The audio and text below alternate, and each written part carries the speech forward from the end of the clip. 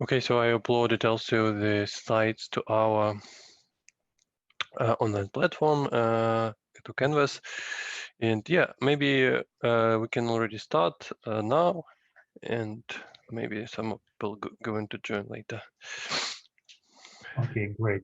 So I will start now. Thank you for inviting me. Yeah, so before I start, I will just ask you to, well, if you have questions, I kindly ask you to ask them in voice, using the voice chat. If you will use chat, I can, yeah, I mean the text chat, I would prefer to answer them later by the end of the lecture.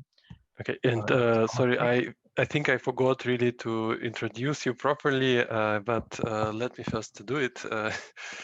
So yes, I'm really happy to have Dmitry here today in our NLP course. Dmitry is a great researcher. He worked, he defended his PhD thesis related to graph clustering NLP, and he is working today at Yandex in the crowdsourcing team. So he published lots of top-tier conference papers, and also he is a creator of NLPUP wiki style for NLP project. And yeah, so I think it would be great to learn from him as inventor of some of the clustering algorithms, and he done a few tutorials on top conferences on these topics. Yes, so welcome Dmitry, and let's start now. Okay, thank you for having me. Let me introduce myself a little bit more formally. My name is Dmitry Ustalov. I currently work at Yandex at the crowdsourcing platform called Talaka. I reside in St. Petersburg, in which we have a pretty terrible weather today, just as usual. My research interests are focused on crowdsourcing and computational lexical semantics, which is a part of natural language processing.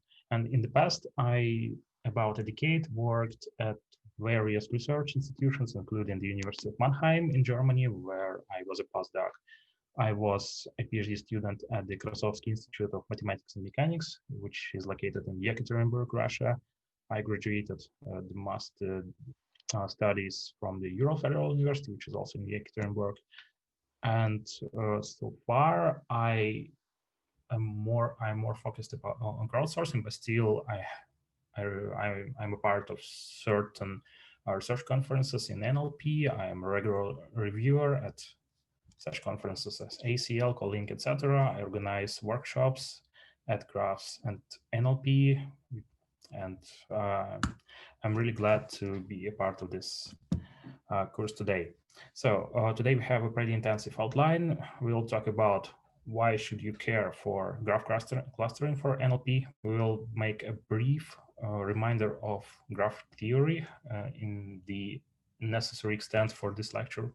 We'll talk a lot about clustering algorithms widely used in NLP. We'll talk about evaluation, case studies, and some more things which could be useful for you. And let me introduce the topic.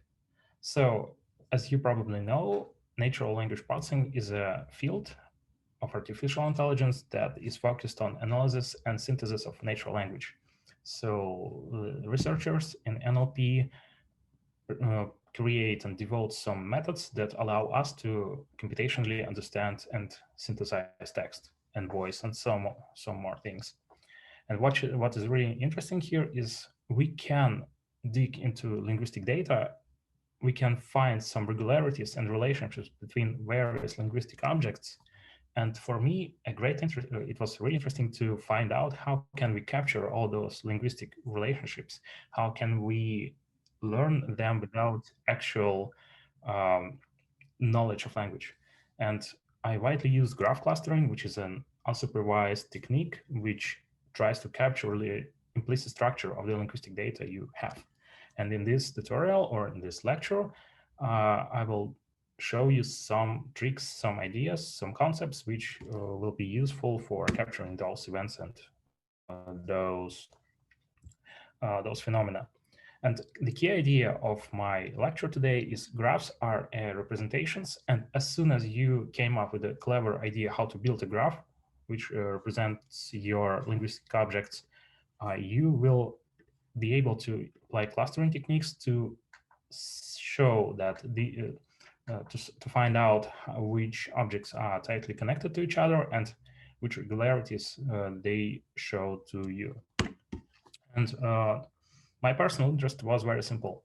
When I was a PhD student, I was really curious about synonymic graphs. I was really curious about some word co-occurrence graphs and so on. So I looked at them and I was thinking like, okay, we have words, we have some relationships between them, like synonymy and so on.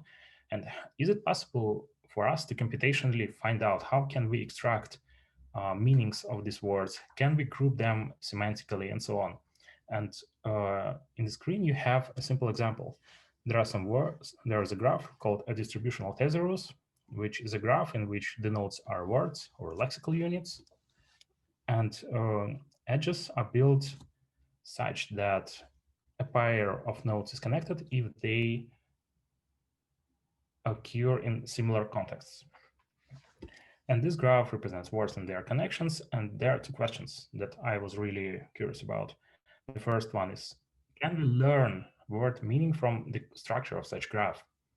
Can we extract something useful, and can we infer some linguistic regularities and linguistic knowledge from this kind of structure using purely computational methods? So can we ask the machine to learn something about it and to show us something about it?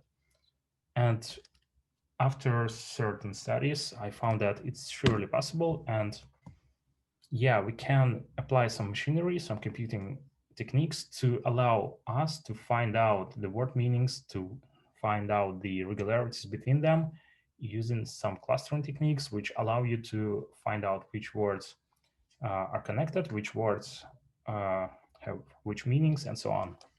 And as soon as you build a clever graph representation, and as soon as you perform reasonable transformations of this graph, you will find the structure, and the structure will be useful for you.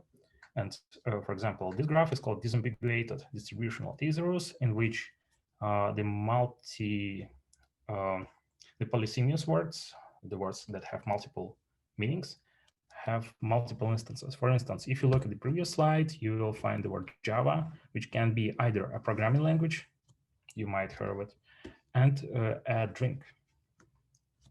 And it's clearly that this word is some kind of polysemous. And using clustering techniques, we can find out this word has two instances. This word has two representations. The first one is called Java as a programming language, such as Erlang, Lisp, and so on. And another meaning of Java is a drink. It's Java like coffee. And using clustering, you can relatively simply extract this knowledge and use it in further computational operations. Generally speaking, graph clustering is studied pretty well in NLP. It's a relatively simple to understand problem, and this problem is covered widely in the literature. You can find that graph clustering allows us to capture some linguistic structure in data as soon as you build the representations, and more studies are devoted to finding those representations. For instance, a very cool paper by Chris Beeman, which is focused on word sense induction, in which you can simply perform some tricks to find out which meanings are corresponding to some words. There are some more sophisticated tasks like term discovery, some word embedding, pre-processing stuff, some text summarization, and so on, and so on, and so on. But that's not the whole, maybe the whole domain of graph-based NLP. And generally, various graph-based methods are used to address very, very challenging tasks, including, for instance, the famous paper of PageRank allows you to assign each node of a graph a special weight that corresponds to the centrality of this node. And it's also widely used in NLP. And also you can use various graph-based techniques to create a big multilingual semantic network called PableNet, and it's all about graph-based NLP and other stuff. Before we continue, let's recap the graph theory. The recap will be pretty lightweight. You don't need to solve different problems today, and it's just a lot of definitions. For us, a graph will be a tuple, which is a set of vertices, which can be arbitrary objects, and a set of pairs called edges that connect these nodes.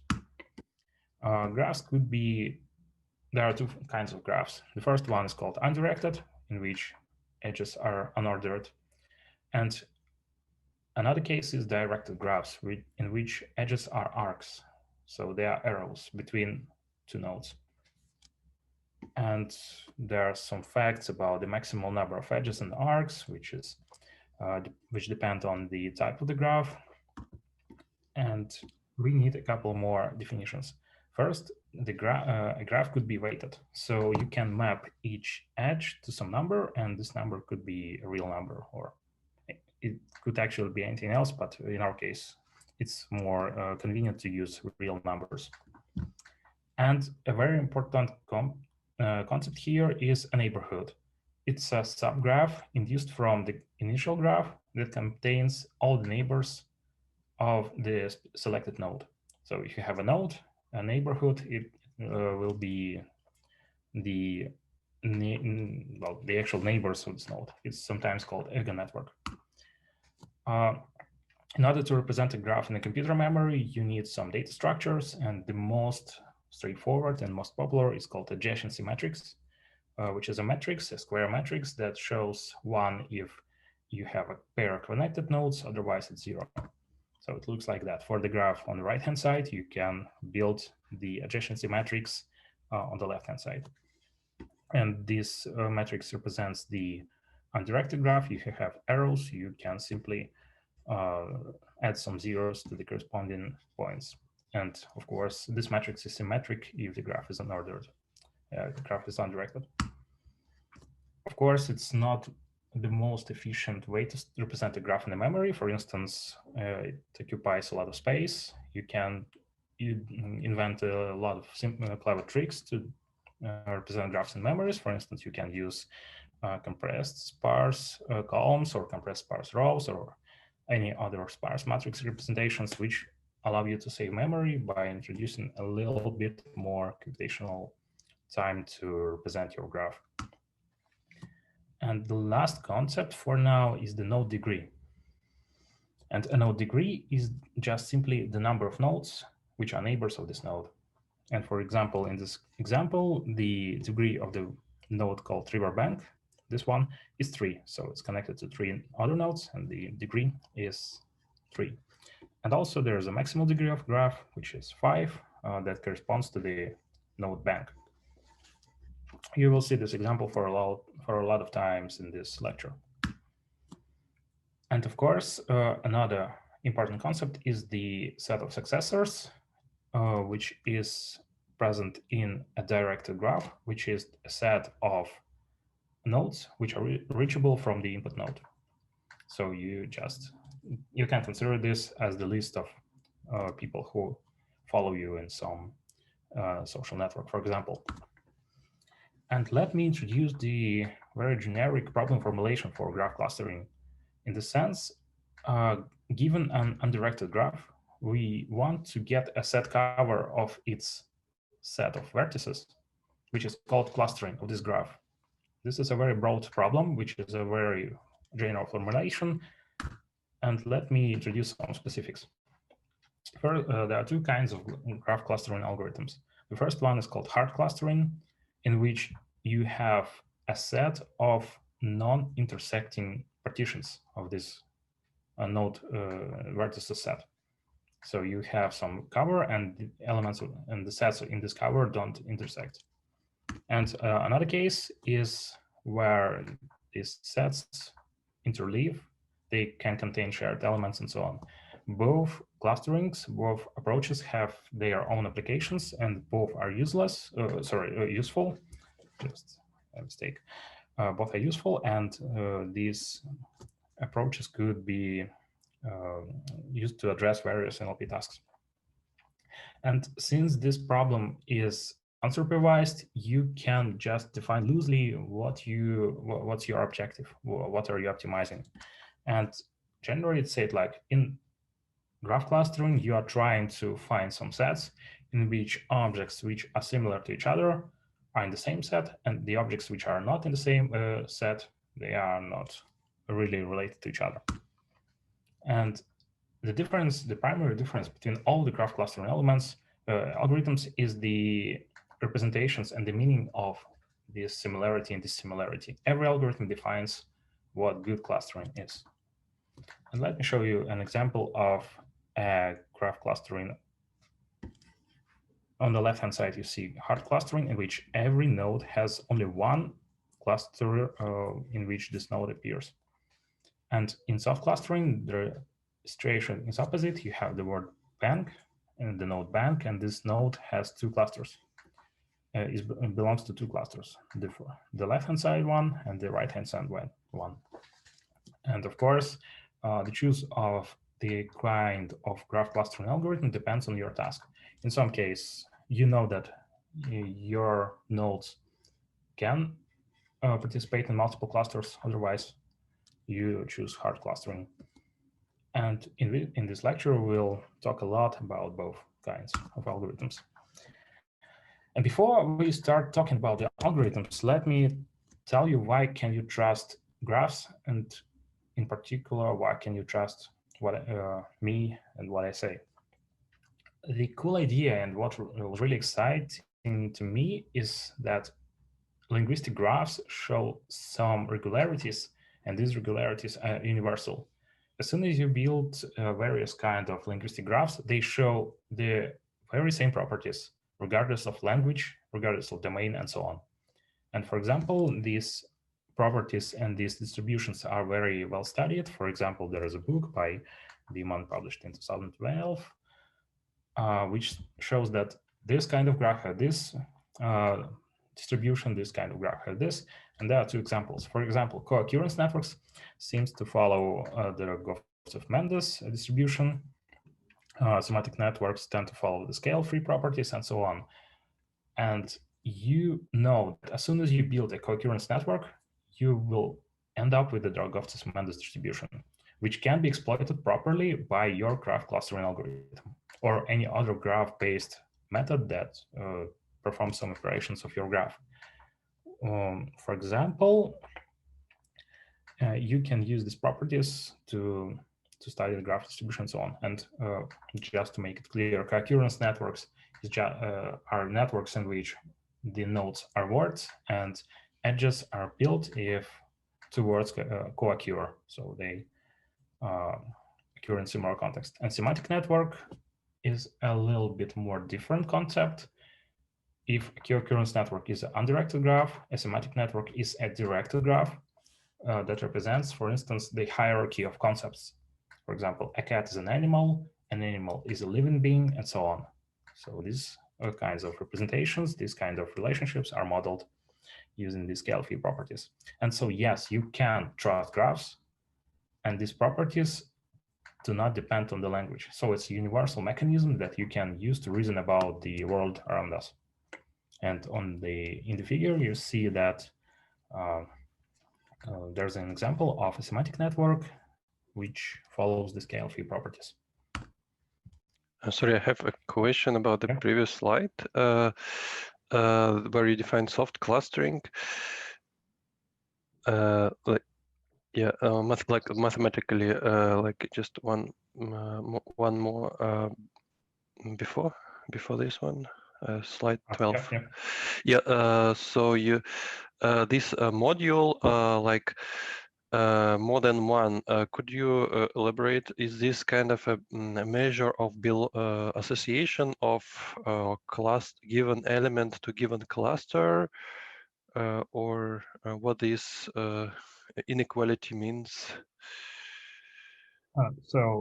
This inequality in the soft clustering item means that you can find an item of your node set of your vertices. You can find a vertex that belongs to two or more clusters. That's the idea. Okay. Yeah. Okay. See. So it can at least belong to one. I mean, if it belongs to one cluster, there should be equal sign, or it should okay, there exist some nodes which might belong to more than one, but it's not required, right? So is it maybe equal, greater or equal than one, or it's actually should be more than one? Mm, In my example, I mentioned that there should be a vertex, a vertex that belongs to at least two clusters. So two is more than one. So you find a vertex. Yeah, okay, so I see. So in this definition, we assume that, okay, like a soft clustering is a clustering which for sure contains these overlappings. And if, for instance, so my point, is that if in the data there is no need to make this overlapping, then it might be like a complete, this property might not hold, but we might still so in this case it will be just a hard clustering solution, right? But we can use soft clustering algorithms and obtain hard clustering solution, something like this, right? Mm, I would say that if your soft, well, usually soft clustering algorithms uh, follow this property, and usually it's the case. And uh, if you apply soft clustering algorithm to the domain in which you expect hard clusters, which don't overlap, this could probably get you into trouble because you will find more likely these algorithms are designed such that you will observe the clusters that intersect. So if it strictly depends on the domain and the task, and as soon as you get this um, idea that if you're absolutely sure that you have vertices that can belong to multiple clusters, you should use soft clustering, which assumes this clearly. Uh, of course, there might be some algorithms that will provide you with a hard clustering, and maybe it's correct to say that this inequality should be non-strict. But in my experience, you usually don't need the strict non-strict inequality to use this algorithm. You have Okay, different thanks. assumptions, and these assumptions hold for various kinds of linguistic graphs. Okay, thank you. Okay, thank you for the question. I will be happy for more questions if you have them. So the clustering algorithms, we will talk about some of them, and I will show you very elaborate examples of how each algorithm works. Uh, the problem is you can devote an infinite number of algorithms. You can think about algorithms every second, every minute, or every picosecond, whatever, and you can come up with a more sophisticated or less sophisticated algorithm. And the key of choice for these algorithms is their applicability for doing useful things with texts. And in NLP field, there are two primarily used algorithms, which are called Chinese whispers and Markov clustering. They are somehow related to each other, but they are not the same algorithm, in fact. So as soon as you open some Wikipedia or some textbook or whatever, you will find an infinite number of clustering algorithms which will be different. And these algorithms are usually used in NLP field, which doesn't mean that other algorithms will not fit your task, but usually these algorithms will. And I will focus on four of them. Uh, two, two of them are hard clustering algorithms. The two are not. And there are a lot of other algorithms which could be useful for your tasks, and we will not cover them. Okay, let me focus on the Chinese whispers algorithm, which is a randomized algorithm that takes your graph, performs some randomized transformations, and provides you with the clusters. Very simple idea. And this clustering algorithm is named after a famous children game, which briefly represents how it works. So you have some nodes. These nodes are trying to do some uh, operations. They'll try to transmit information about their clusters, and after a few iterations, it will provide you with clustering. And originally it's created for some NLP tasks, and usually it works well. And it was used for language separation in graphs, word sense induction, and so on. First, I will show you the pseudocode, then I'll show you the example and discussion of each algorithm. So this is a hard clustering algorithm. It requires a graph. It requires some weight. We'll discuss this on the next slide, I think. And it also shows that it will provide you with clustering. And how it works. You say, I take every node of my graph and I assign to each node a random integer randomly. So I just assign to every node a random integer, and that's my initialization. Not so useful, but that's a randomized algorithm, and randomized algorithm are beautiful because they can use chaos and some randomness to provide you with something that makes sense. And Chinese whispers surely does that. You'll see this in the example very soon. And every node has a label, and as soon as these labels change, you perform some random transformation. And it works like that. For every node in your graph, in random order, which is very important, you shuffle your set and, in fact, your list of nodes, and you just take the neighborhood of each node and you compute the weight of the classes in your neighborhood. And the class is simply the label. So you pick the most weighted label in your neighborhood and you assign this label to the current node. As soon as you did that, until labels change, you perform this operation, and as soon as you get the kind of convergence, you simply treat each label as a different cluster. That's very simple. And before we start looking at the example, I will tell you about these weights. So the idea is, if you have some node, you look at their neighbors, and some of them can already have the same class. And the idea is, if you have a node and its neighbors, you just try to propagate the most frequent class. But to make it numerically tractable, you simply compute the weights based on these neighborhood labels. You can consider this as voting. Every label is a vote, and they receive some votes, and which voting approach we are using. We can simply sum these labels, these weights. We can use some logarithm stuff. We can use some penalization by the degree and so on. It's a hyperparameter that needs to be chosen. But the core idea is demonstrated here, and I hope you enjoy it. Suppose you have a graph. This graph is from the original paper, which is describing the Chinese whispers algorithm. And this example shows you that there is a graph, and this graph has two structures that look like clusters, right? And the core idea is this algorithm needs you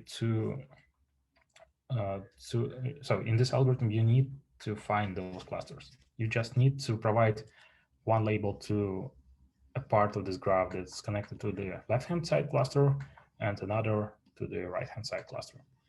That's how Chinese whispers works. You provide every node with a label, and that's it. So this is a clustering, but it's not very useful because every node belongs to a different cluster. And remember, this is a hard clustering algorithm. But that's not the termination of this algorithm, right? You just have provided some initialization, and this initialization is surely random.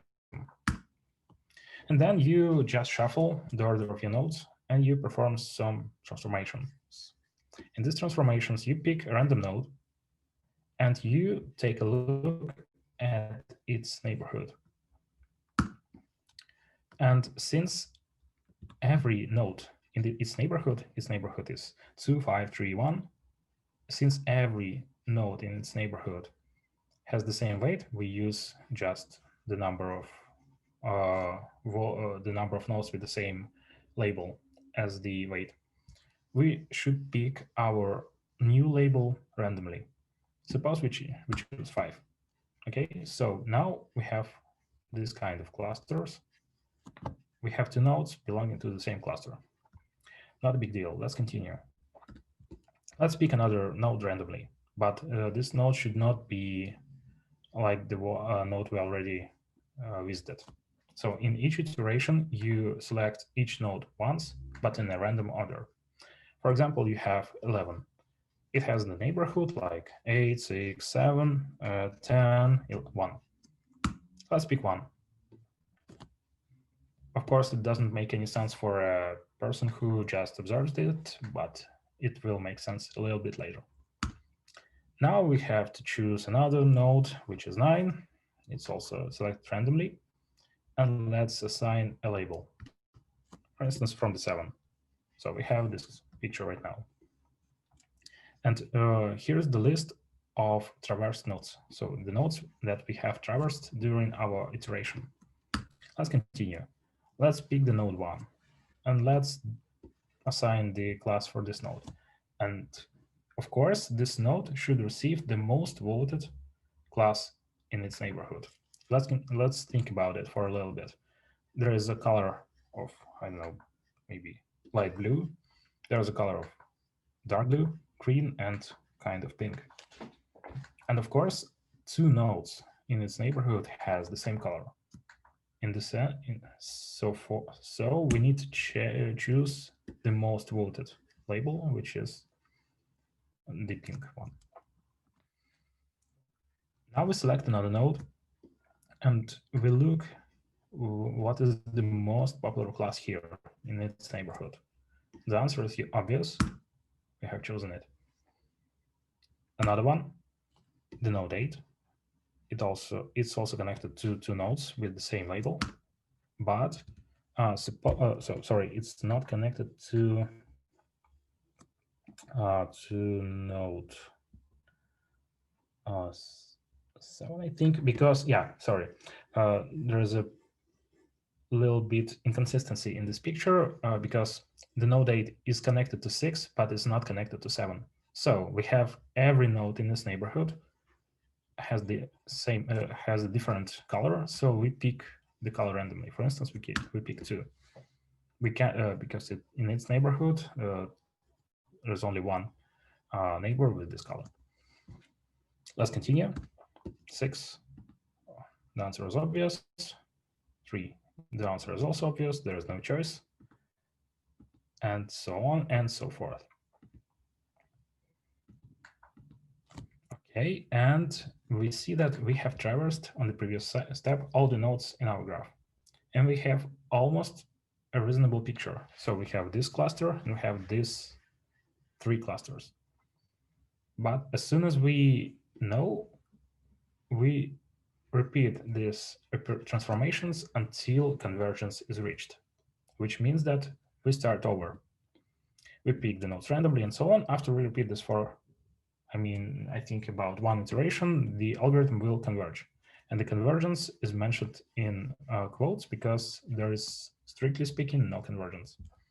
I will elaborate on this a little bit later.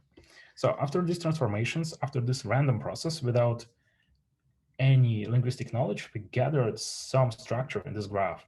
And these random operations are really fast, they work really well, and this algorithm is very efficient in very real-world tasks. And let's discuss this algorithm more strictly.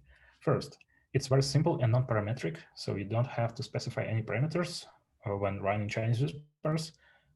Besides, of course, the weighting approach, which is usually can use simply just the sum of votes. It's extremely fast. Its running time is linear to the number of edges in your graph, and usually it works really well on even very huge graphs. And my experience shows that it works really well for a lot of NLP tasks that can be found in the wild. Of course, every algorithm has its disadvantages.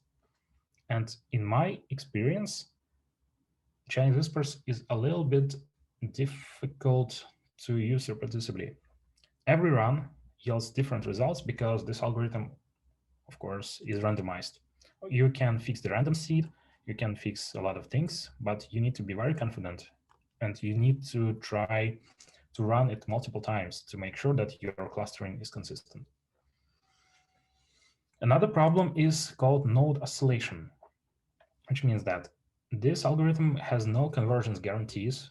And since it has no convergence guarantees, the consequence of this, between multiple runs, the nodes can oscillate, which means suppose you have a node and it has the same, it has two kinds of labels in its neighborhood, and between iterations, it chooses either one or two.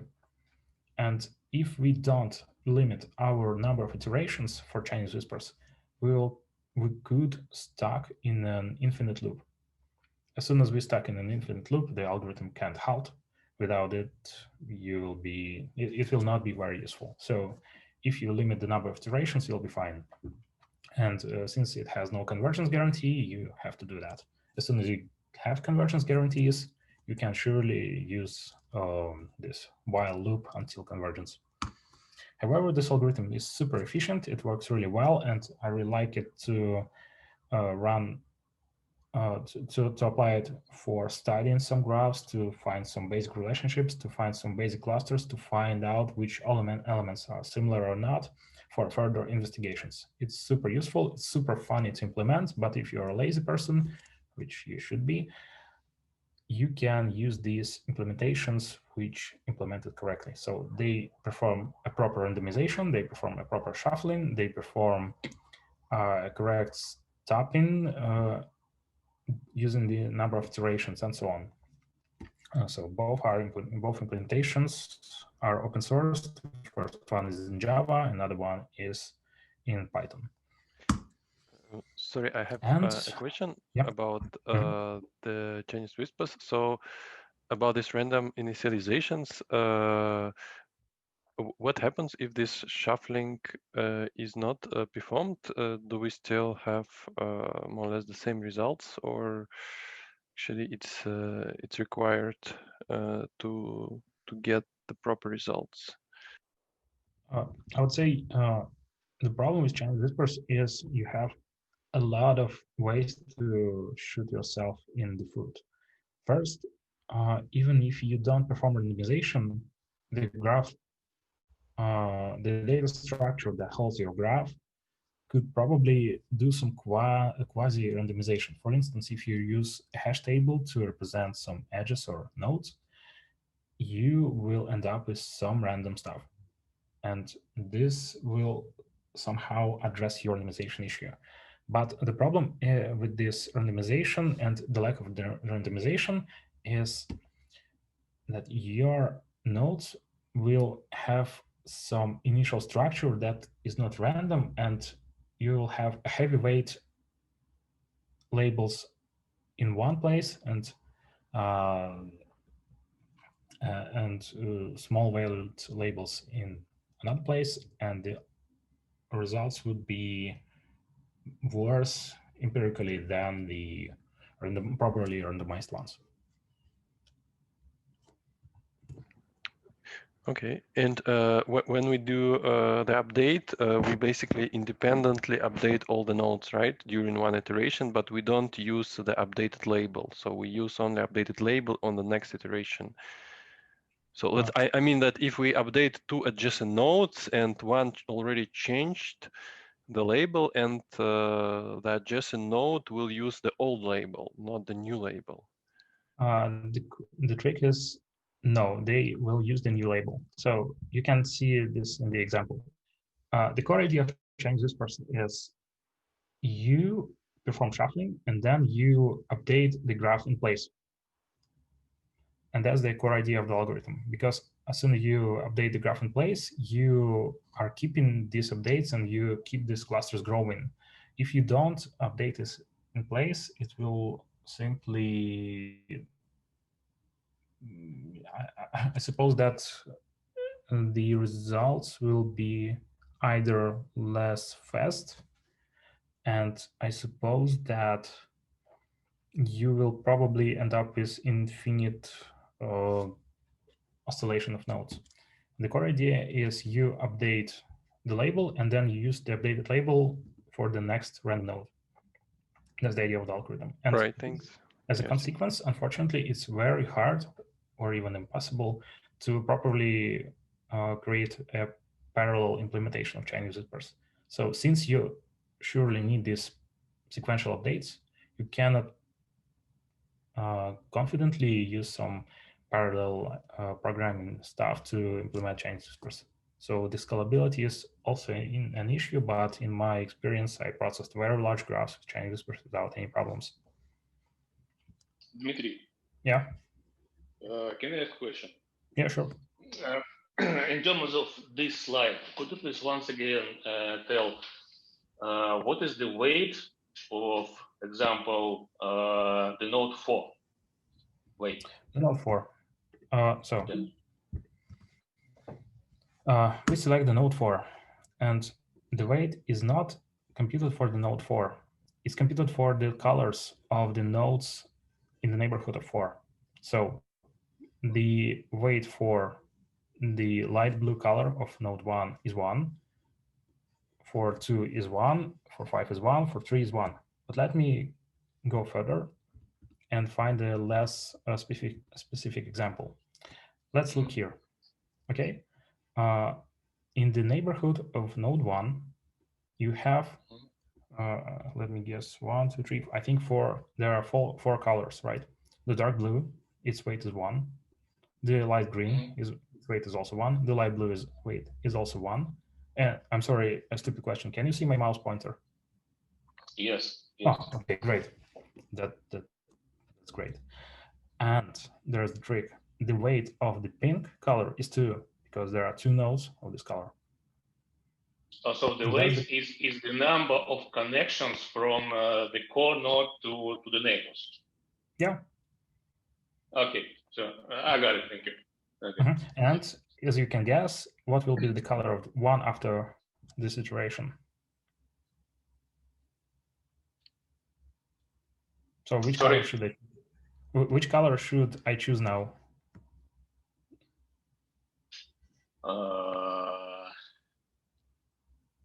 I'm not sure. So you compute for each color, you compute the number of nodes with this color, right? And the color will be pink because it's the most frequent color in this neighborhood. And so we change the color of the node. Sure. And this way, as soon as we have the whole cluster colored with the pink, for example, that's the community. Yeah, so the exactly. Yeah. And I got it. Thank you. Cool, great to know. And if you have multiple choices, for instance, if you have like this situation when every color is different, you pick it randomly. And one more. Cool. And one more remark about. Sorry, could you please repeat it? Yeah, I'm hearing you. Great.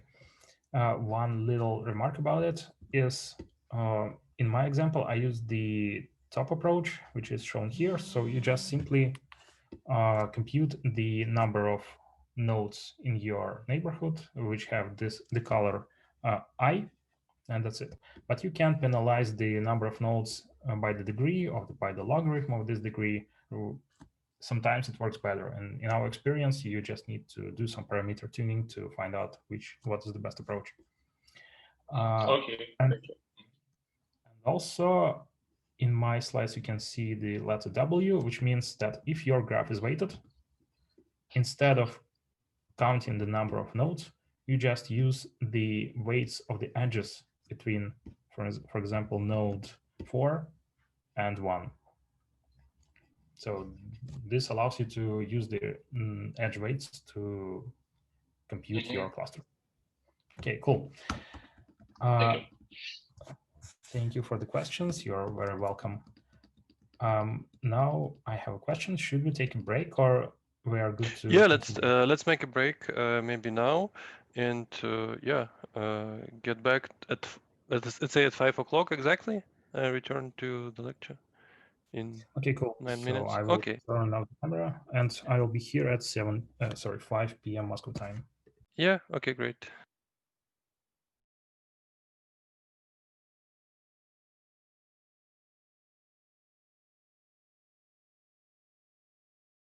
Let's continue. We have 3 more algorithms to discuss, and we will continue with the algorithm called Markov clustering. And of course, every time you hear the name of Markov, you could think about some stochastic matrices or some stochastic processes. And in this case, you will be absolutely right. Markov clustering algorithm is a stochastic hard clustering algorithm that simulates flows in a graph using random walks. It was invented in 2000 by Van Dongen from University of Amsterdam. And this algorithm takes an input as input an adjacency matrix, and it performs certain operations with this matrix. And these operations allow you to get clusters. Sounds crazy, but works really well, extremely well. And most applications of MCL, which is the abbreviation for Markov clustering, are from bioinformatics, but in NLP it also works really well. And the idea is you perform several interleaving steps after which you get these clusters. And let's talk about it more formally. This algorithm has certain parameters, and in this case, the parameters are expansion and the inflation parameters. But otherwise, you have the graph, you have the adjacency matrix of this graph discussed in the beginning of my lecture. And as soon as you set these parameters, you can proceed with the clustering. The core idea is you add self loops to the adjacency matrix. So you add uh, edges between the node and themselves.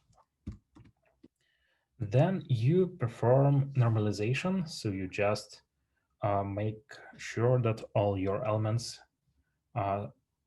sum to 1 just by dividing by the sum.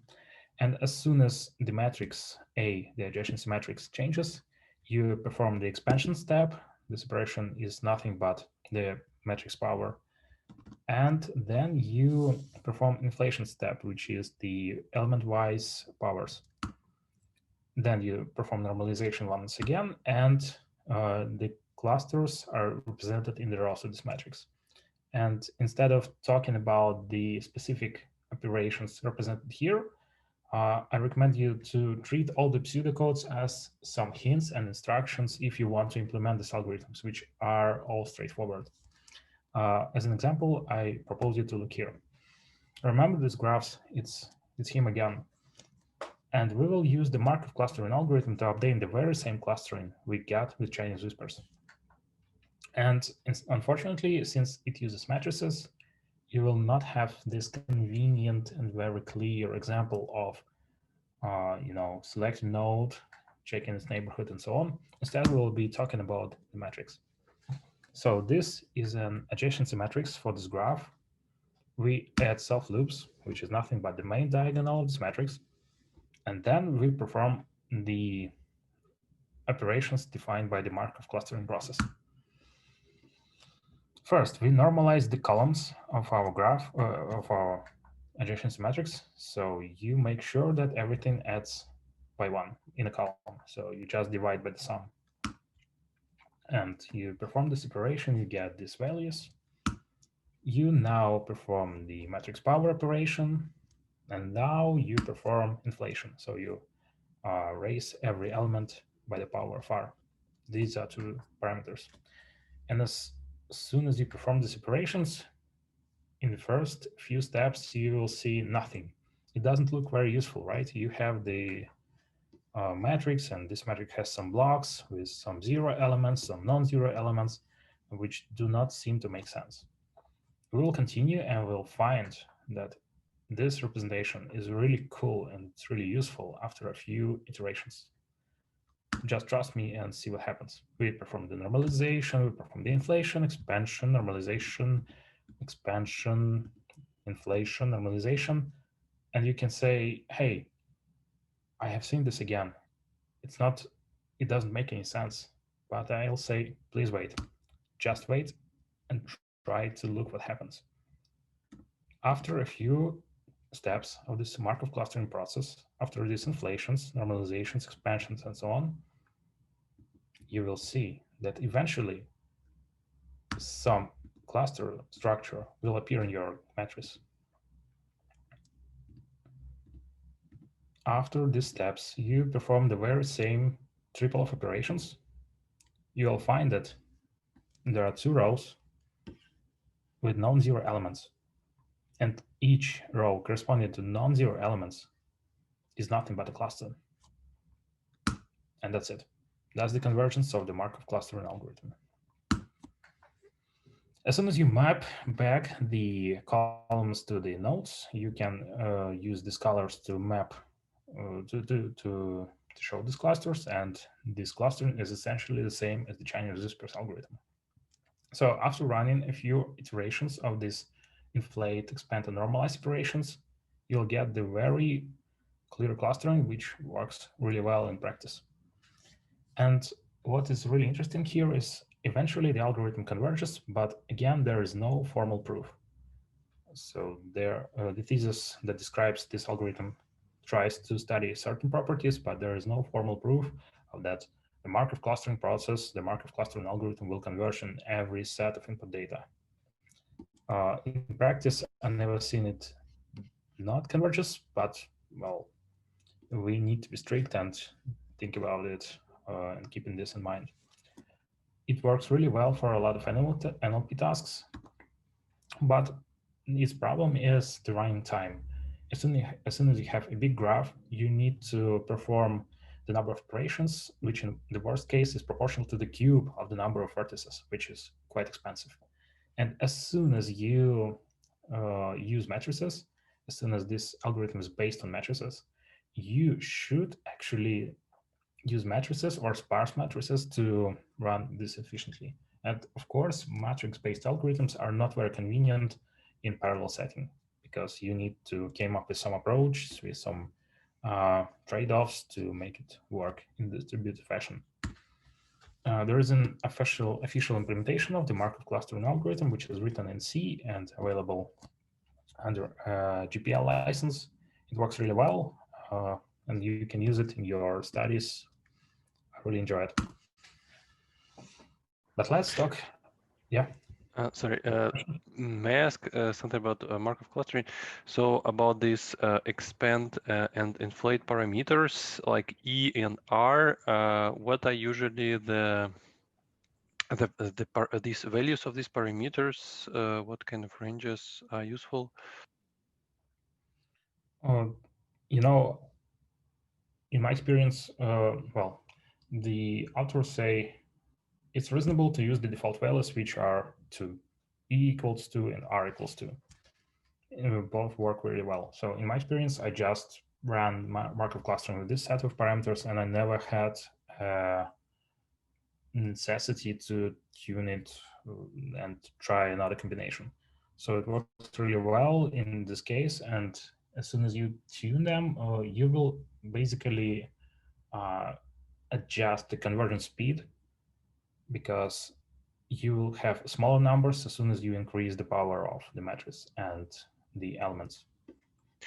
And However, maybe could you give a bit more intuitions on this inflate core operation? So which is basically coordinate. So you just increase the number of expansion, right? So what you do, you if r equal 2, then you whatever was the value in the cell of the matrix, you are going to make it square, so diminish or increase, right?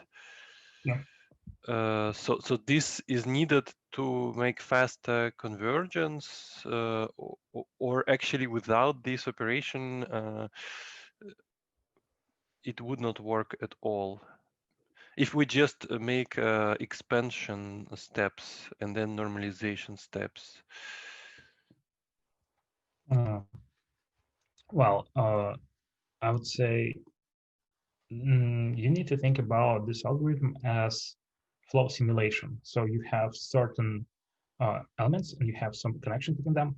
And in order to find clusters of connected elements, you propagate some flows, some waves between those elements, those through these connections.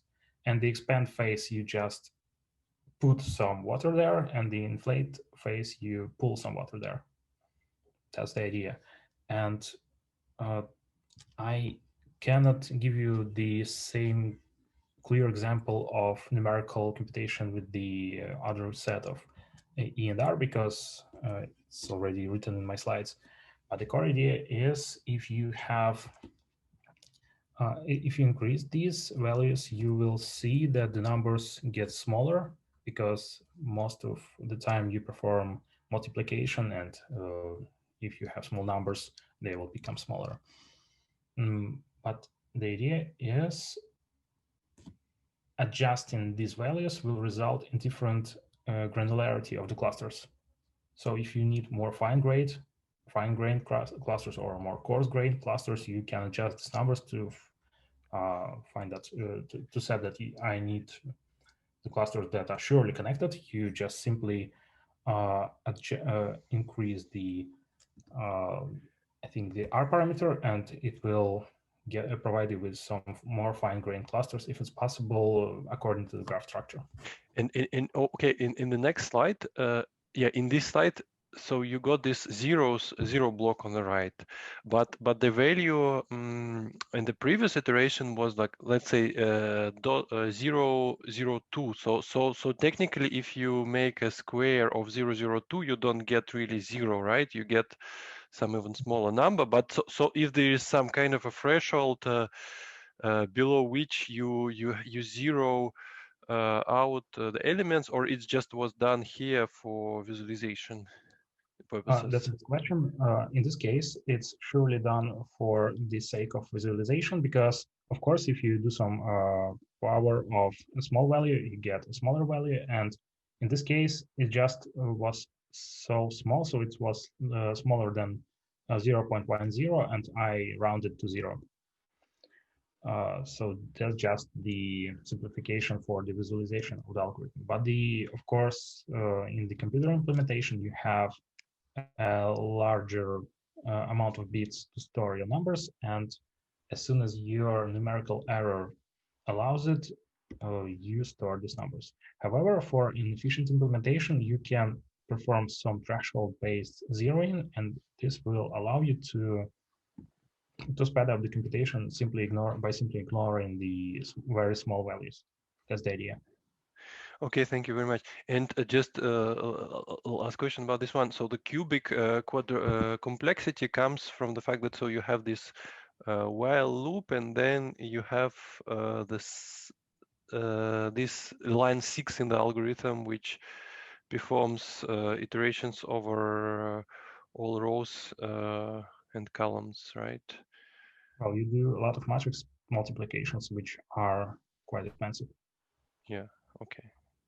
And matrix multiplications is the primary constraint that does not allow you to make it efficient in a parallel way, in a distributed way. So matrix computation is not very desirable if you perform sort distributed computing because you need to store the whole matrix, or you need to come up with some idea how to split your matrix into blocks without any information loss. It's not very convenient. So the problem with Markov clustering is, of course, it does not scale that well as, for example, Chinese whispers algorithm, and it will, however, if your data can be fit in the memory, it will work really well. And the self loops, they are needed to propagate the flow, to make sure that this iteration like expansion works properly, I guess, right? Because otherwise No. we or what The idea of self loops is purely empirical, and the author says that if you add self loops, it converges faster. It does not affect the results really well, but it will converge faster. That's the whole idea of adding self loops. It has no purely, strict explanation of this. Okay, thank you very much. So I'm mostly thinking about all those algorithms from the engineering perspective. How can I use them efficiently, if even I can keep in mind certain workarounds and certain limitations of these algorithms. So Markov clustering works really well as soon as it can fit into the memory, and as soon as your graph is not that huge. If you have huge graphs, you should think if this graph fits in your memory, so you can delay the arrival of problems if you use sparse matrices like the official implementation does. Or if you have some very big graph that does not fit in your memory, you should think about either splitting it or using another algorithm, because you cannot beat the worst case running time if you have the worst case. You need to choose either another algorithm or to adjust the present one. Okay, so let me continue. So far, we were talking about the hard clustering algorithms. And these algorithms work really well as soon as you need those hard clustering. But, we are talking about natural language processing. Natural language is a very complex phenomenon that surely does not fit to the single cluster paradigm. So you need something more. And there are myriad of events, there are myriad of various cases when you need something more than hard clustering. And just look at the example that you have seen in the beginning of my lecture. Look at this graph, and of course, it has some words. These words are connected somehow, and there is a specific word called bank. And you can think about bank as a building, some bank, building, whatever. And you can think about bank as something related to the water, to some stream bank, river bank, and so on. And how can we treat this word correctly? Because if we run any hard clustering algorithm, it will either put this word to one of these two clusters, or it will treat this word as a third cluster of one element, a singleton cluster. Both are not very correct. And if we need something that takes into account these polysemous words, we should think about soft clustering. And first, I will show you what we want to do. We want our algorithm to take into account that this word can be polysemous. And right now, we are starting talking about soft clustering. And in NLP, the most well-known soft clustering algorithm is called max-max. It's a soft clustering algorithm for weighted graphs that transforms the input undirected graph to a directed graph, and then it uses this representation, this directed graph, to produce overlapping clusters. That's the core idea. So you can use certain properties of your graphs to build another representation, and this representation address this ambiguity, this polysemous words somehow, and then you capture it. That's the core idea. And let me show you the pseudocode. So we have some weighting function, like in other graph clustering algorithms, we have some graph, and we want to obtain its soft clustering this time. We built a directed graph, which is the representation of our input undirected graph that is formed by the measure of affinity. You'll see this in an example. For each node, you are trying to find the node with the maximal weight of the edge between this node and the another node. And if you found this node, you add a directed edge to the new graph of the same that wraps the same nodes. You build these edges, you obtain the graph of the same nodes by another set of edges, which is more correctly to say arcs. And then you say, okay, now I treat every node as a root node, and I use a graph search algorithm. In particular, you can use breadth-first search to find the successors of every node in a graph. And this allows you to find intersections. That's the idea. As soon as you got these intersections, you produce clusters. Let me show you the example from the paper of the original algorithm description. You have this input graph. Let me show you this graph for a little bit more. So we have certain nodes. This time they are named with the letters. We have some weights of our edges, and this graph is undirected. We want to obtain its clustering. We want to obtain its soft clustering in particular. What do? We initialize our nodes with by mapping every node to an affinity list. And now we will find the most weighted node according to its edges. With unlike in Chinese whispers, we don't take into account the neighborhoods. We just take into account the particular nodes. For instance, just look at the node R. We see that for the node R, we take into account its neighborhood, but we don't take into account the classes of this neighborhood. We take into account purely the edge weights. And in this sense, we see that the most weighted neighbor is S. Okay, so far so good. We add this node to the affinity list for the node R and continue. We perform this for the node R. We obtain that we have the node S, we obtain the node R. We look at the node T, we see that it has two neighbors with the equal weight we just recorded. We perform this for all other nodes by finding some affinity nodes for them, exactly the same procedure. And that's our affinity lists. So we know which node has maximal affinity to another node. And we use these affinity lists to compute the direct graph and see what happens. We take the node R, and we know this node R has the affinity list of one node. We connect the node S to it by putting the arrow from S to R, the arc from S to R. We know that the maximal affinity node for S is R, so we make this arrow symmetrical, and we perform the steps for every node we have. For example, for the node E, we know its maximal affinity is R and W. We connect them accordingly. We have the node X, which is connected to W. We have the node U that receives the arrow from S, and so on. And now we have some directed graph. And the core idea, the core concept, the core assumption of this method is if you just walk from each node to its successors, for instance, from R to T, and that's it. That's the end of the pass. From S to R to T, you can see that some nodes are the root ones, some nodes are not root ones. And you can treat these nodes as the heads of clusters.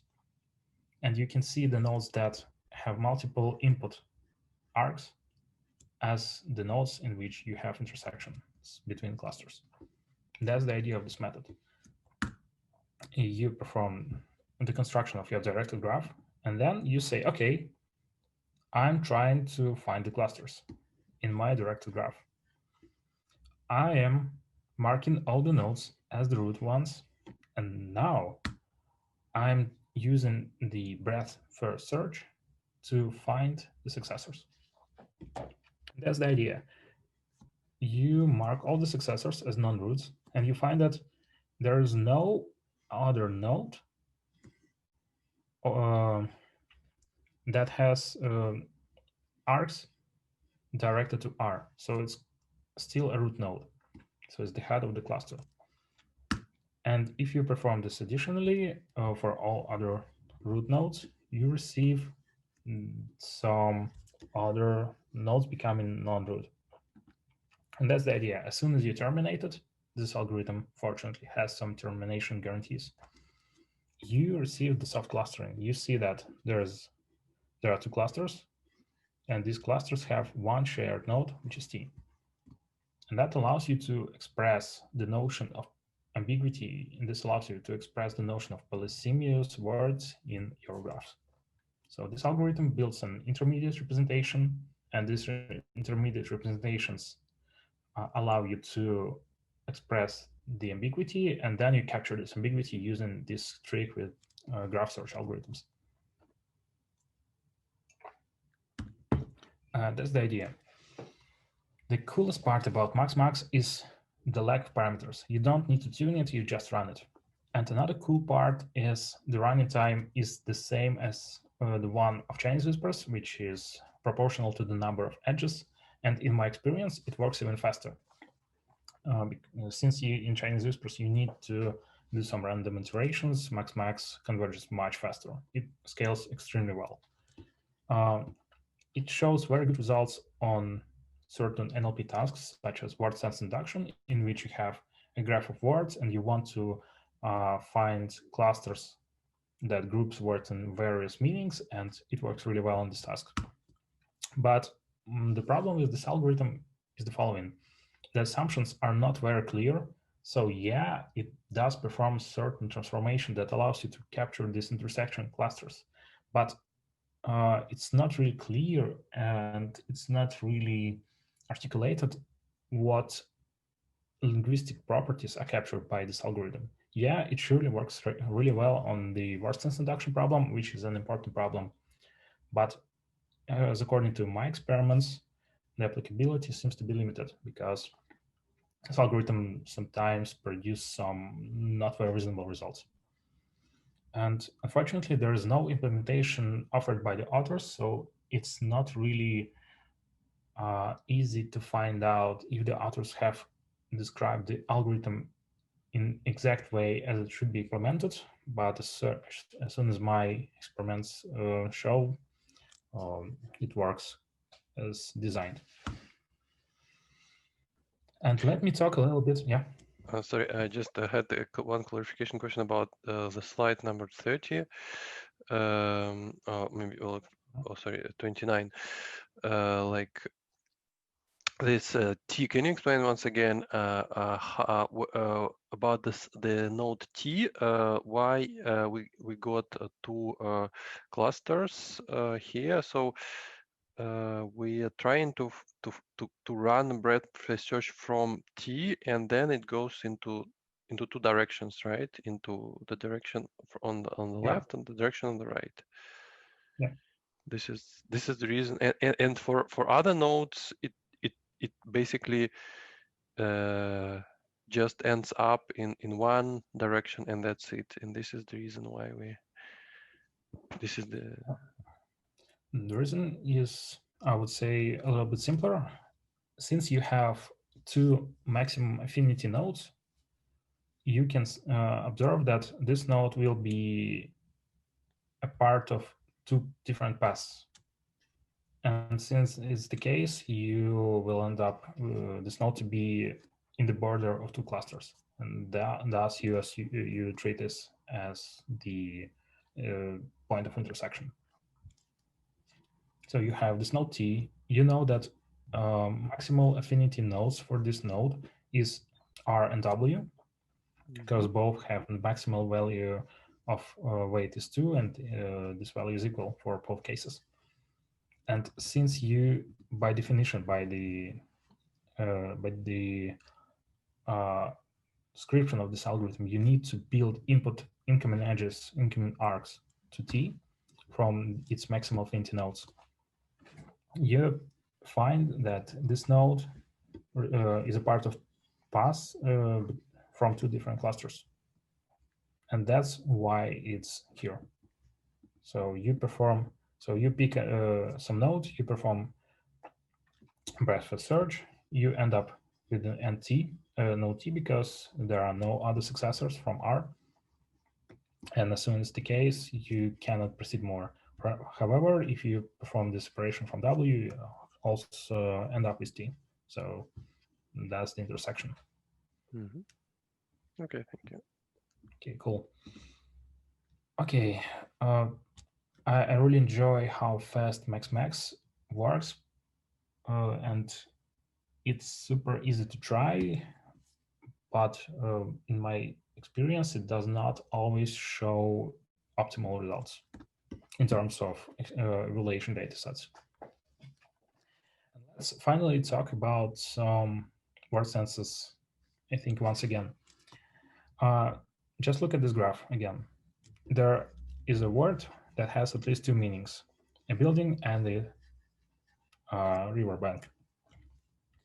In order to address it, in order to capture this information, you can apply the technique called word sense induction, invented by Doro and Widows in 2003, and uses a very clever approach to extract the word meanings. Suppose you have this graph, and suppose you want to learn which meanings the word bank has. And the idea is you remove this word and run a clustering algorithm.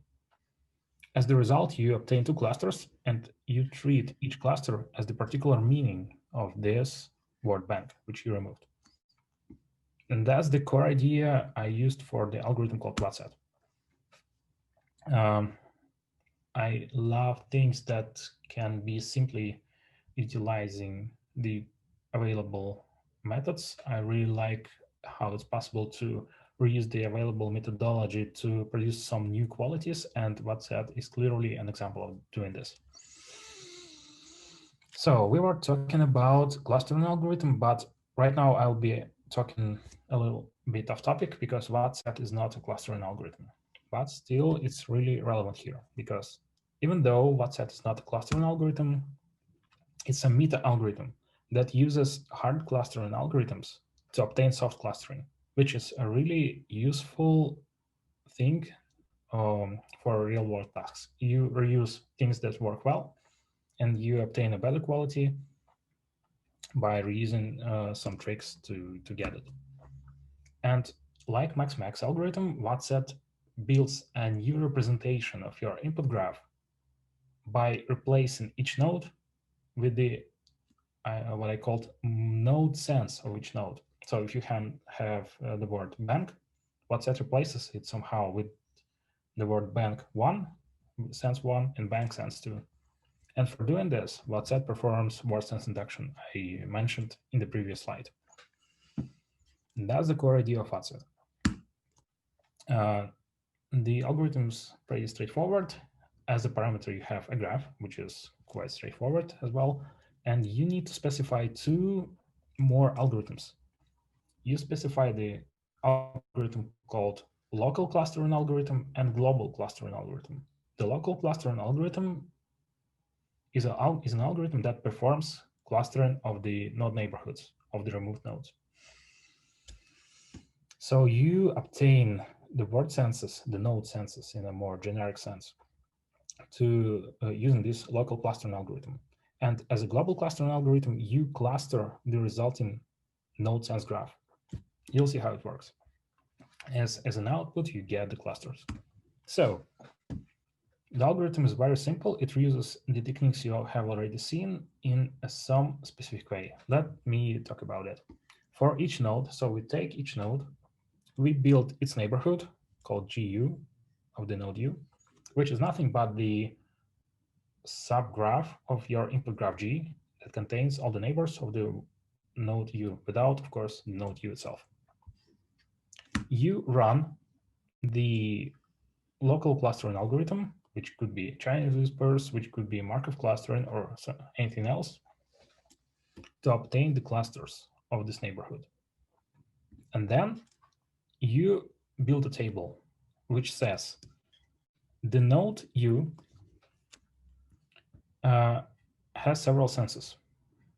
And one of its neighbors, called node V, is connected to the node U using the is sense of U.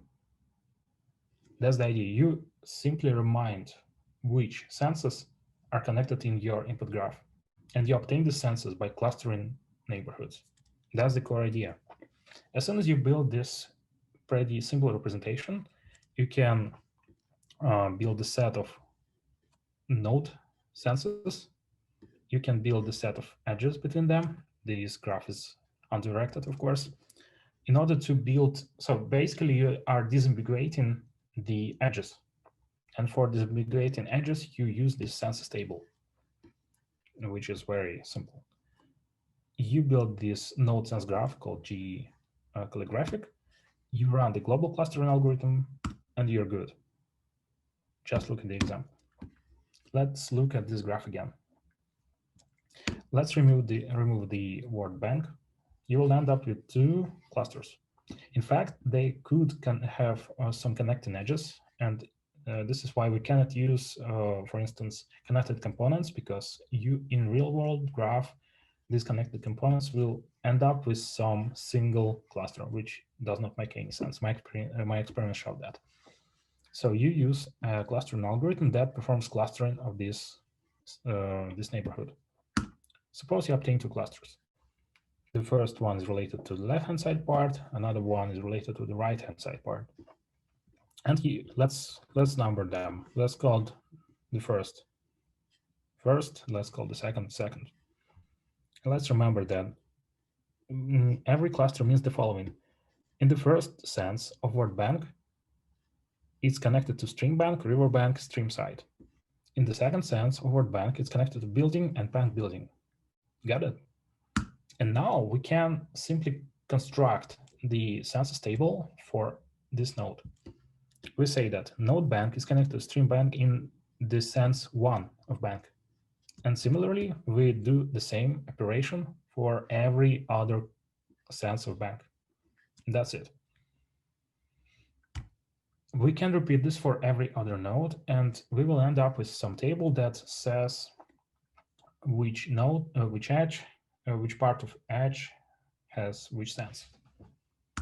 And then that's the final trick of WhatsApp. Instead of the input graph, we add as many new nodes that we have the senses of input initial nodes. So we found that the word bank has two senses, and we put, instead of this node, the replacement nodes, which has these sensor identifiers.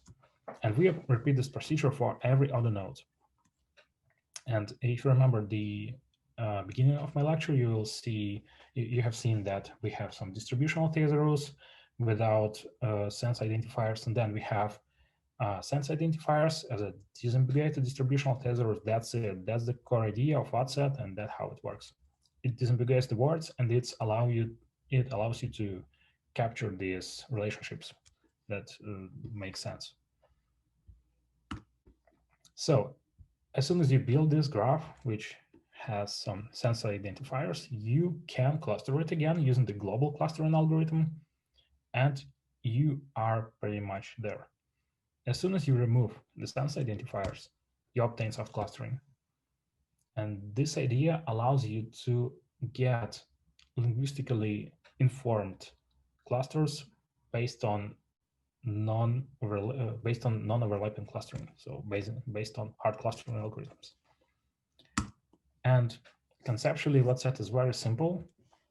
It scales really well because you can scale the neighborhood clustering using any number of computational units because they are all done independently. It shows very good results on very different tasks. Every time we tried it, it worked well. However, it of course has some disadvantages. In particular, in order to perform this neighborhood clustering, you need to run as much hard clustering algorithms that you have the possible number of neighborhoods. And since it's dependent on the choice of the local clustering algorithms, the computational time could be different. However, since you can use parallel computing, it does not make a big trouble. And another disadvantage of WhatsApp is it is as good as the underlying clustering algorithms are good. So if your algorithm do work well, it will work very well. Otherwise, it will not. So if you want to play with WhatsApp, there are two repositories on GitHub. The first one is my initial implementation in a bunch of scripts in Bash, Python, AVK, and so on. Another one is my later implementation in Java. Both work well. I recommend the second one.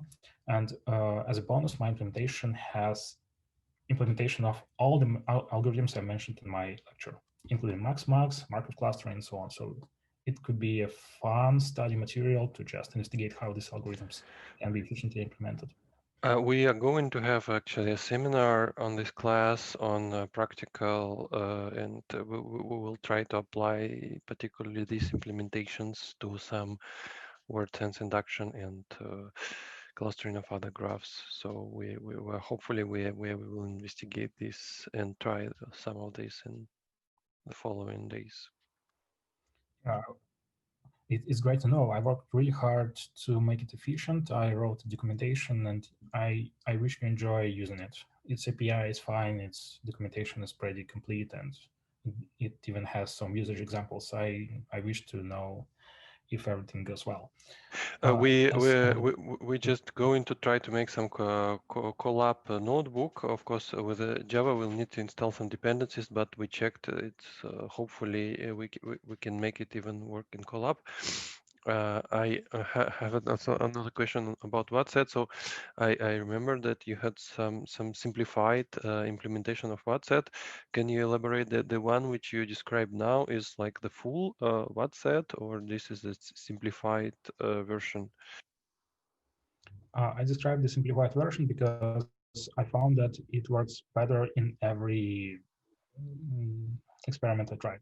So initially, WhatsApp was using some sophisticated context disambiguation approach, but later I found that we can replace it confidently with these census tables, and it works extremely well.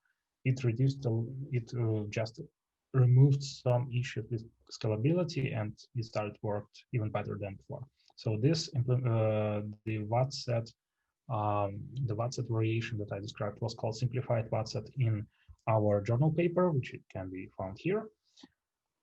And in my implementation in Java, I kept only simplified WhatsApp because original WhatsApp works well, but this works better.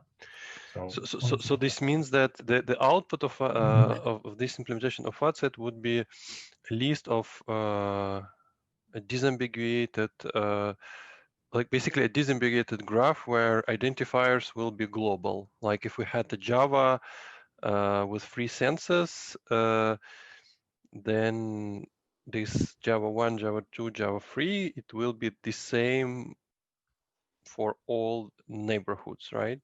So this global identifiers of the senses, they will hold for any related node.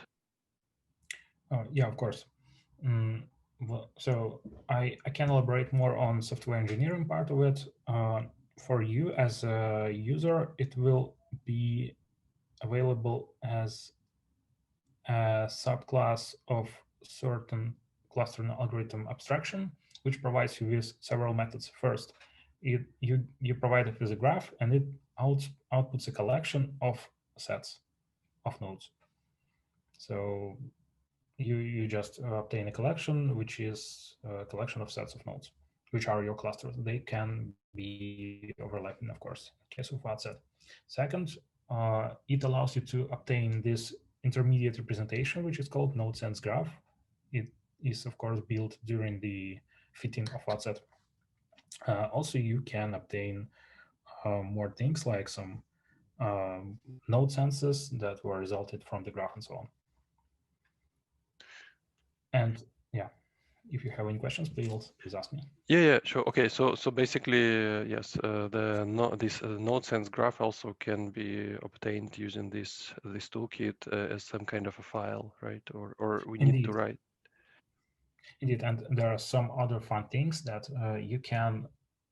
I implemented some Laplacian eigenmaps for graph embeddings, and it can provide you with a Laplacian eigenmaps. So it's for the node sense graph, which is like node sense embeddings from the WhatsApp build graph. So you can play with it. I just left academia, got a job in the industry, so the pace of my experiments changed. And if you have some interest, you can try doing it. I think it would be fine. Thank you very much. Okay, so and WhatsApp, well, the last bit about software engineering part, I can't talk about it infinitely. So just stop me if it's too much for you, but it's available as a single jar file, a jar archive, which has all the dependencies included. So we just download the single jar file and it works well for you. So it's super convenient. Dmitry, can I ask a question? Yeah. Yeah. Just to summarize, to my understanding, the last one is the best in terms of computational efficiency because it can be parallelized, and in terms of theoretical explanations also. And what do you think, actually? Yeah, yes and no. WhatsApp has two parts, the local clustering and global clustering. And the local part parallelizes really well because you have independent tasks and you can use, for instance, MapReduce or whatever parallel framework you want to obtain these clusterings. But as soon as you get these clusterings, you need to build the node sense graph, which is not a big deal. But later you need to cluster it, and the number of nodes and and the number of edges in this graph is the same as in the input graph, because what WhatsApp does, it simply disaggregates the edges. And as soon as your algorithm is bound by the number of edges, you have the very same computational complexity as your original method. But if your algorithm is bound by the number of vertices, for instance, if you use Markov clustering, you will expect maybe slightly more computational time because the number of nodes is dramatically increased by WhatsApp because it creates multiple instances per each node, because each node of the intermediate graph, the node sense graph built by WhatsApp, contains all the senses observed for each input node.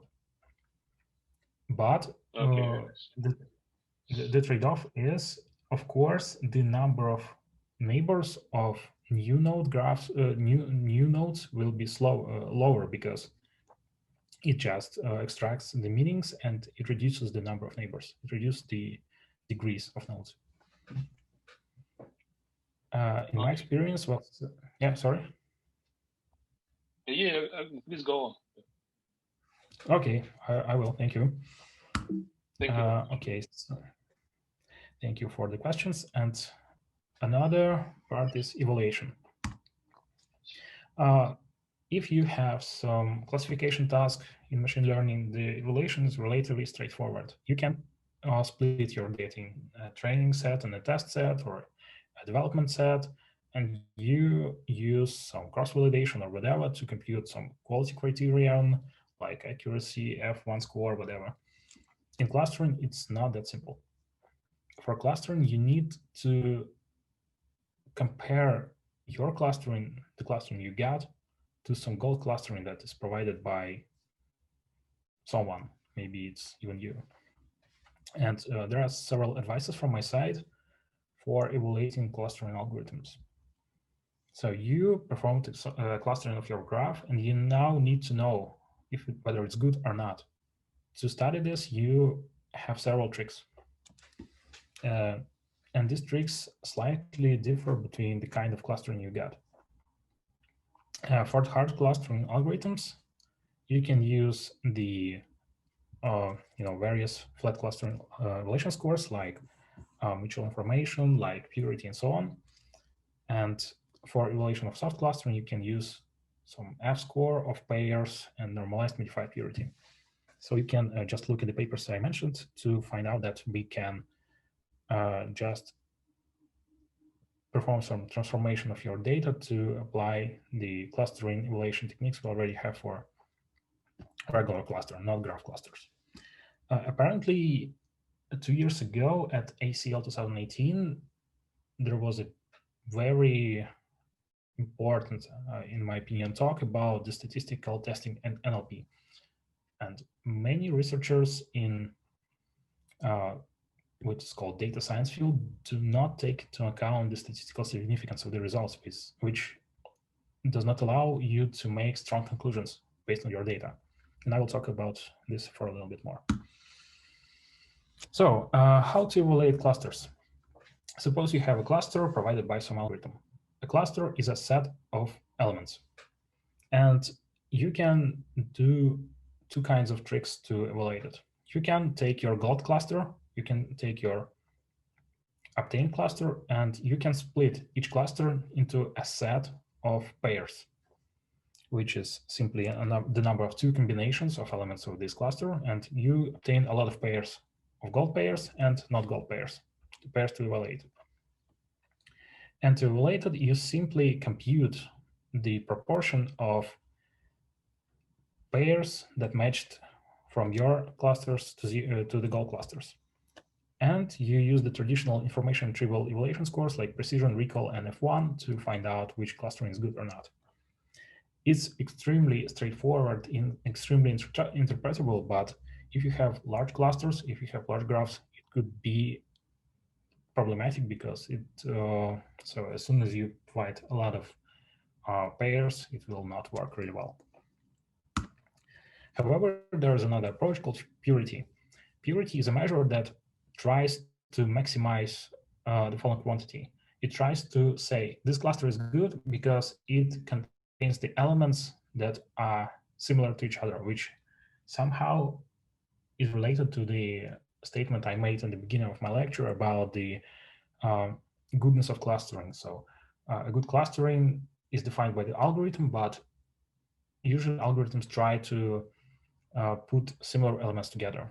So purity is the measure that tries to measure the extent to which cluster contains a single class. And in this case, you simply compute, you find, what you do, you simply match every cluster you got by the overlapping to the cluster which is most similar to this one. And after that, you just average this value and you obtain this purity value. And of course, you can generalize this measure to some overlapping clusters, which is firstly introduced, I think, by Kawahara in 2014.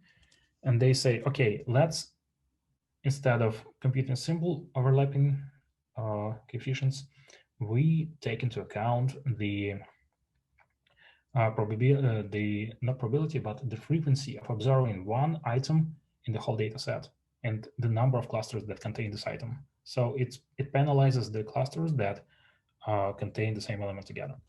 But after that, you treat this as a single F-score, which allows you to make proper evaluation.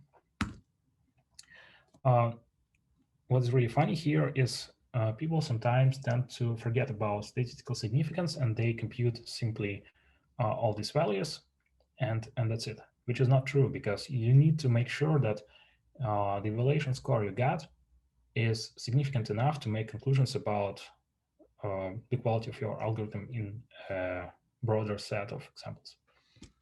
And in this case, I would say we can use some randomization tests to allow you to compute the F-score, not F-score, the p-value. The p-value, they allow you to compute the significance, and you will find that whether the difference is significant or not. And consider two vectors. So suppose you have two vectors. One vector contains some values, and you define the number of trials, and you need to estimate the p-value whether these item sets are different or not. First, you find uncommon values. Then you are trying to compute the number of times that you did not see the difference between the swapping of elements between these two vectors. And if in average the difference is not high, you say that our p-value increases. Let me show an example. Suppose you have certain evaluation scores in the vector A and B. You have these means. So you assume that the difference in means should be pretty high. But you know that they contain some common elements. This element is 2. You exclude it and you perform these computations for a lot of time, for 10 in power of 6 times, to obtain the value. And as soon as you do that, you find that the p-value of the difference between these two means is pretty low. So you can say this difference is significant. This allows you to evaluate the accuracy, the significance of accuracy. Uh, as a more complicated example, you can use the same technique to use statistical testing for F-score to report the confident results in your papers and reports. Let me discuss a little bit about case studies of comparing and running various clustering algorithm, and I think that will be the last uh, significant section of my lecture. I will talk you about two experiments that my colleagues and I were conducting, and this. If you want, we can make a break before the start of this session, as it's the end of the second hour almost, like five minutes. Yeah, for me it's fine. Okay, then let's start again at 6.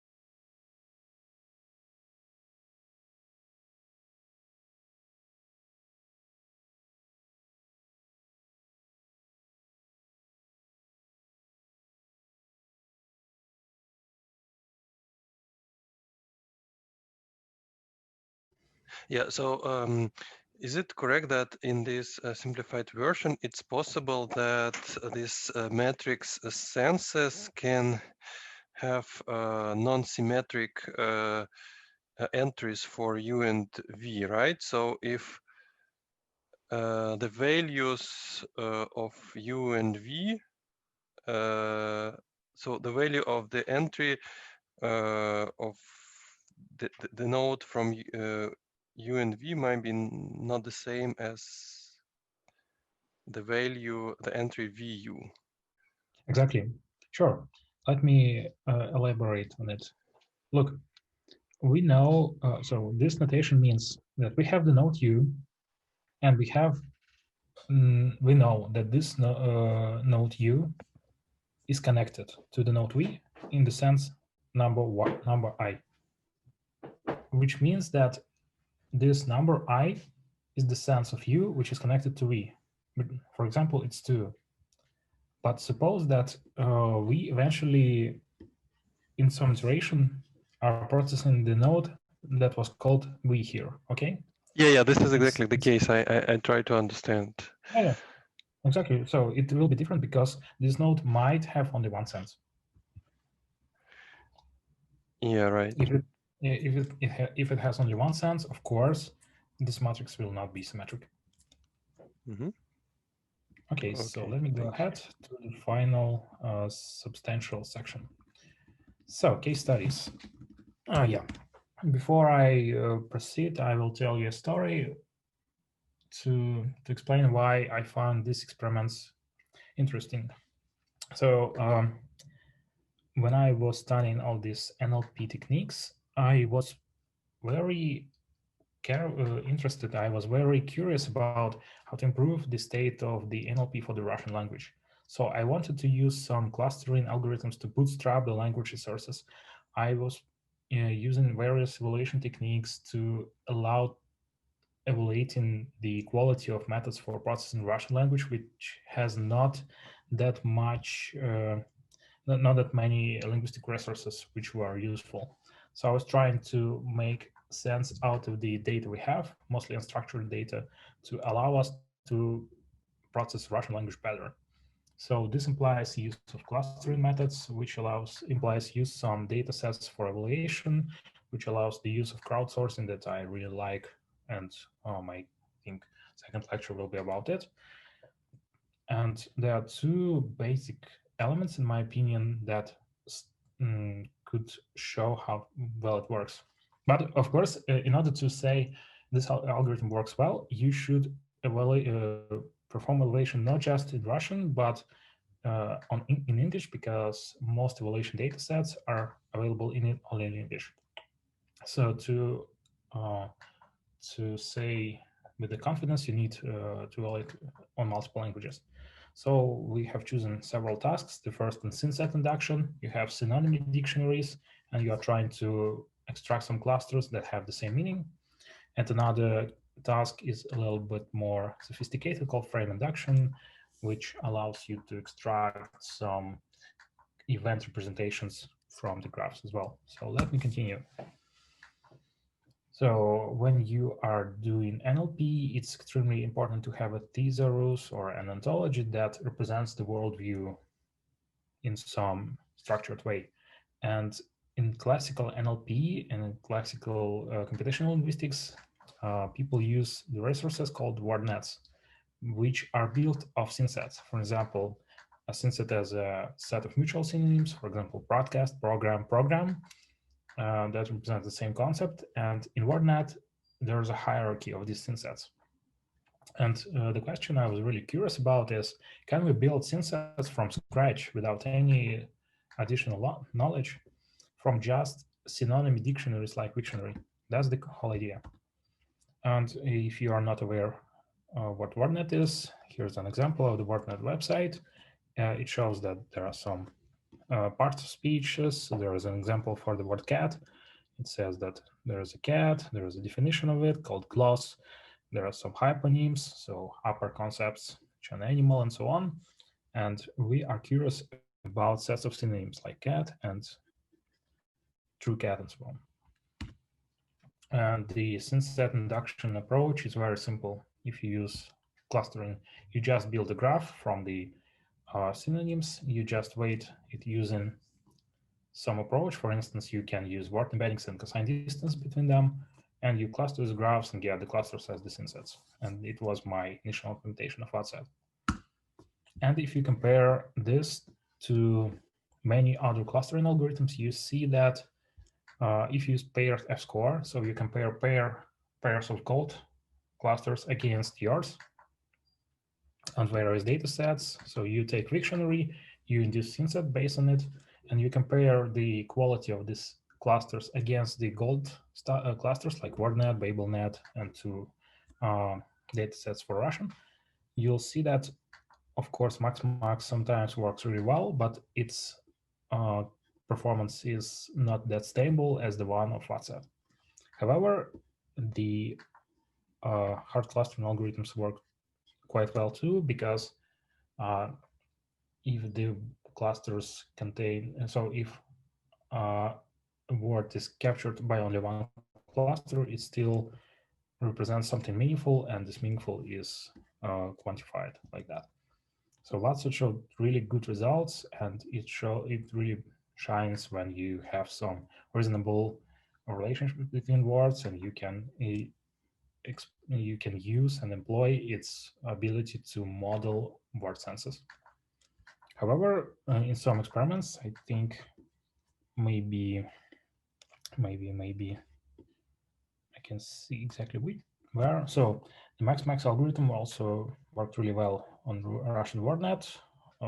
Yeah, but the consistency of these experiments show that you cannot rely on it. You need to watch it and to find if it works really well. So, and we compared various approach for edge weighting. We just used ones. So if the two words are connected, we just say the weight is 1. We can just count the number of these pairs secured in a Wiktionary, and we compute the similarity based on the cosine distances between the corresponding word embeddings, and the last approach worked better. And you can see here an example of induced synsets, like decimal point dot, like some larger synsets like accusative case, like some sphere and discipline and area, and radio theater, and so on and so forth. You can download the data available from this experiment and see what happened. Another case study is frame induction, which is a little bit more challenging task, but the idea is the following. There is a concept called a semantic frame, which is a connection of facts that specifies certain event with some properties. For example, if you consider the unfortunate event of, for instance, kidnapping, there is an action called snatch, kidnap, abduct, and so on. There is a victim of this activity and the perpetrator of this activity. And these words fill the slots that correspond to the description of this event. And frames are widely used in question answering, textual entailments, and so on. And it's really challenging to build them from scratch. And the question is, suppose that we have somehow obtained a lot of subject, verb, object triples. For example, if you have a large text corpus, if you somehow perform its syntax parsing, you can get subject, verb, and object triples that correspond to the syntactic structure. And syntax implicitly encodes these relationships, these events, and you can try to fill the slots based on these triples. If you are curious about how FrameNet and semantic frames look like, you can see this example. There's an example of kidnapping. You can see the slots filled by the particular words, and we are curious to build a simplified version of it, which contains only 3 elements: the verb, the predicate or the verb, the subject, and the object. And the idea is we take every syntactic triple, and we just concatenate the corresponding word embeddings. We construct a weighted undirected graph using the nearest neighbors of each triple vector, T, and we run clustering algorithms to find out what will happen. And the code and data for this experiment is available here. And the graph looks like this. So there are triples, and they are somehow connected, and the clustering algorithms will allow you to capture this structure. And again, our experiments showed that BATSET did better or no worse than other clustering approach, including the higher order skipgram, the object attribute clustering and LDA frames, which is based on LDA, as according to normalized modified purity F-score I described a few slides before. So this representation allows you to build reasonably good semantic clusters, semantic frames that can be used in other applications. And let me show some examples. There is a I will be fair here. There are some good examples like this. So you have some reasonable and consistent frames like study, examine, some investigation by experts of some problem, and so on. There's some leader, president, whatever, that heads, runs, and leads something, and it's usually a party of people, and so on. But there are essentially so bad examples in which too broad or too specific and misconnected words are built into the frames. For instance, sometimes you have inconsistent sets of subject sets, like wine, act, power. It doesn't make any sense. You have giant cluster with some verbs that contains every possible human activity, maybe. And same thing happens in other bad examples. But generally, the output showed by WhatsApp and this kind of graph representations is no worse than, or even better than other examples. And we performed a bootstrap-based statistical test to find out that it's not by chance, it is something consistent. Any questions?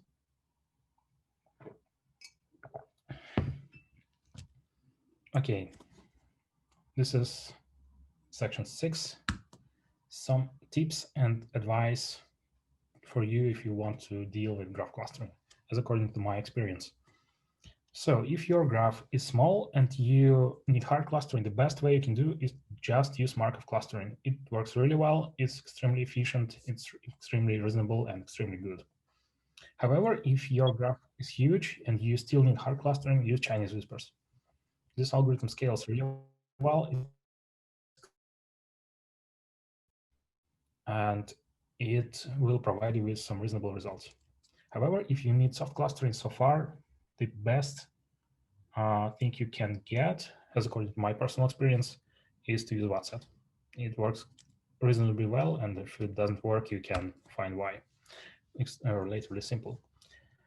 Sometimes your objects are just vectors, but not graphs, and in the sense you need to build the graphs based on your vectors. There are several approaches. You can either use the nearest neighbors, you specify the number k, and you extract for each vector its nearest neighbors, or you specify the epsilon radius, or you just use a fully connected weighted graph. Sometimes it works well, but of course, this graph doesn't have to be very, very large. If you want to learn more about graphs and if you want to play with some data sets, I can show you some links. First, I really recommend you to investigate, to read proceedings of the workshop I organized. It's called Text Graphs. It's the workshop on graph-based algorithms for natural language processing. It is organized usually every year, and it's a really special event that is all about graphs and NLP. There are some books related to this field, one by Radim Halsey and Radim Miradiev, another one by Chris Beeman. There are some standard data sets for graph-based NLP, and not just NLP, for instance, Stanford data sets, some Leipzig data sets, some Wiktionary data sets, and of course, you can find some language resources in Russian at NLPub. Yeah, and I think that's the last part called conclusion. Just to summarize everything I said in these few hours, a graph is a meaningful representations that contains some knowledge, and you can use graph clustering to extract this knowledge. This knowledge is implicitly represented by the graph, and I find this methodology extremely useful to find out what's going on in your data. So graph clustering is a useful technique to investigate your data, to find out what's going on, and to find out some structure that can be captured. These algorithms are well developed and ready to use. As soon as you can construct a graph, you can use any implementation you get, and it will work very reasonable. Still, graph clustering is a very broad topic, and we can talk about it infinitely. And I missed some other algorithms which are not widely represented in NLP, for instance, spectral clustering, some community detection algorithms like click percolation algorithm, and so on. And there are, of course, a few promising research directions like performing some graph convolutions and trying to use supervised learning to get more from the graphs. There's some graph embeddings that allow you to reason about graphs as vectors and to try get some other transformations and useful representations. And I think that's it. Thank you very much for your attention. Thank you very much, Dmitry, for this wonderful lecture. If you have some additional questions, you can ask now or write in the chat. If this is not the case, let's thank Dmitry. And thank you very much. Thank you very much. It was very good and very useful for this presentation. Right. You know, don't forget to have fun. That's very important. Okay, great. Then let's conclude this lecture. And in a lecture on crowdsourcing, we see Dmitry again. Thank you and have a good afternoon. Bye-bye. Bye-bye.